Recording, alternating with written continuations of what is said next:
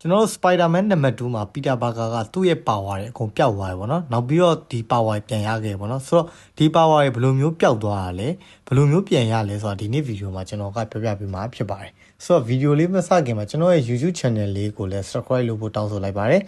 ဆိုတော့စလိုက်အောင်စိတ်ပီစည်းမှုတွေကိုတန်တရားတွေနဲ့ပြည့်နေနေတဲ့သူရဲကောင်းတယောက်ရဲ့ခီးလောင်ကျွန်တော်ဒီနေ့လေ့လာကြည့်လိုက်အားလုံးပဲသိတဲ့အတိုင်း Peter Parker ကဗျာ Spider-Man အဖြစ်ရောတာမန်ကျောင်းသားဖြစ်ရောဘဝနှစ်ခုလုံးညီမျှအောင်ထိန်းပြီးတော့ရုန်းကန်နေရတဲ့လူတယောက်ဗျာဒီလိုနဲ့တရက်မှာသူကစိတ်ပီစည်းမှုတွေအများများလာပြီးတော့ Spider-Man ဆွမ်းရတဖြည်းဖြည်းဆုံးရှုံးလာတယ်ဥပမာနေရန်ပေါ်တက်တာတို့ပိတ်ကူမီပစ်တာတို့စတဲ့ခက်ခဲကြုံလာတယ်ဗျာဆိုတော့ဒီလိုသူ့ရဲ့ power တွေဆုံးရှုံးရတာကဒီရုပ်ပိုင်းဆိုင်ရာပြဿနာတွေပဲမဟုတ်စိတ်ပိုင်းဆိုင်ရာစိတ်ပီစည်းမှုတွေလည်းပါတယ်လို့ဒီ Peter Parker ဆရာဝန်ကပြောရဗျာဆိုတော့ Peter Parker ကသူရဲ့ကောင်းဘဝနဲ့ပတ်သက်ပြီးတော့စိတ်ချထူးမှုတွေလည်းရှိတယ်နောက်ပြီးတော့ကိုတန်တရားတွေလည်းများလာအောင်သူ့ရဲ့ power ထိခိုက်လာ Peter Parker ကနောက်ဆုံးမှာဒီ Spider-Man ဝတ်စုံကိုဆွတ်ပစ်ပြီးတော့တာမန်လူတယောက်လိုနေထိုင်ဖို့တော့မှပဲဆုံးဖြတ်တဲ့အထိဖြစ်ခဲ့ဆိုတော့ဒီဇလန်နဲ့ကိုဆက်ကြည့်မယ်ဆိုလို့ရှိရင်လည်းဒီအကျိုးဆက်အနေနဲ့ပေါ့နော် Spider-Man မရှိတဲ့မျိုးကထုံးစံတိုင်းပဲရာဇဝတ်မှုတွေများမယ်လူတွေကိုပိုဒုက္ခရောက်မယ်ဒါတွေကို Peter တွေ့ရပေါ့နော်ဒါပေမဲ့သူ့ရဲ့ဒီ personal life ကအနည်းငယ်တိုးတက်လာတယ်ဆိုပေမဲ့သူရဲ့ကောင်းအနေနဲ့ကုညီခွင့်မရတဲ့အတွက်သူအရန်ကိုစိတ်မကောင်းဖြစ်နေကွာအဲ့ချိန်မှာ anime ကနေပြီး Peter ကိုခေါ်ပြီးပြောတယ်ကွာသူရဲ့ကောင်းကဘလို့အေးပါတာဘလို့ခဲခဲပြီးလက်မလျှော့တင်ဘူးပေါ့နော်ဆိုတဲ့စကားတွေအပိစကားအများကြီးပဲပြောခဲ့ပေမဲ့လည်း Spider-Man ပြန်ဖြစ်မလာဘူးပေါ့နော်ဒီနောက်ထပ်ဇလန်ကိုဆက်ကြည့်မယ်ဆိုလို့ရှိရင်ဒီ Peter ကဒီသူ့ရဲ့ power အကုန်လုံးပြန်ရခဲ့ပေါ့နော်အဲ့ဒါ anime ပြောခဲ့တဲ့စကားတွေကြောင့်မဟုတ်ပဲသူ့စော်ကြောင့်ပေါ့နော်သူ့စော်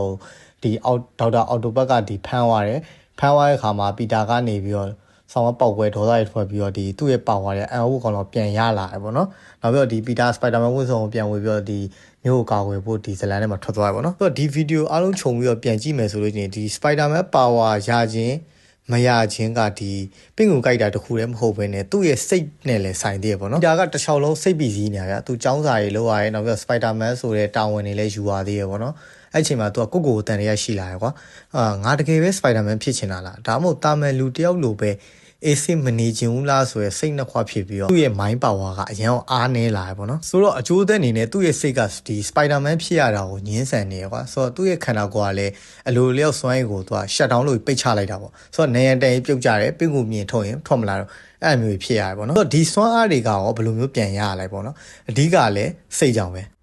ဒီ Mary Jane ကိုဒီဒေါက်တာအော်တိုဘတ်ကဖမ်းသွားတဲ့အခါမှာပီတာရဲ့စိတ်ထဲမှာငါသူ့ကိုကယ်မဖြစ်မယ်ဆိုတဲ့ပြင်းထန်တဲ့စိတ်ဆန္ဒနဲ့တာဝန်တီးစိတ်ကပြန်ပြီးတော့နှိုးချလာရကွာအဲ့ချိန်မှာကိုပြန်လဲယုံကြည်လာရပေါ့နော်ဒီအဲ့လိုမျိုးအသက်အန္တရာယ်ရှိတဲ့အခြေအနေမှာဆိုလို့ရှိရင်သူ့ရဲ့စိတ်ပိုင်းဆိုင်ရာပိတ်ဆို့မှုရောဒီ mental block တွေကပွင့်ထွက်ပြီးတော့ဒီစွမ်းအားတွေကအလိုအလျောက်ပြန်ပြီးတော့ပွင့်လာကွာ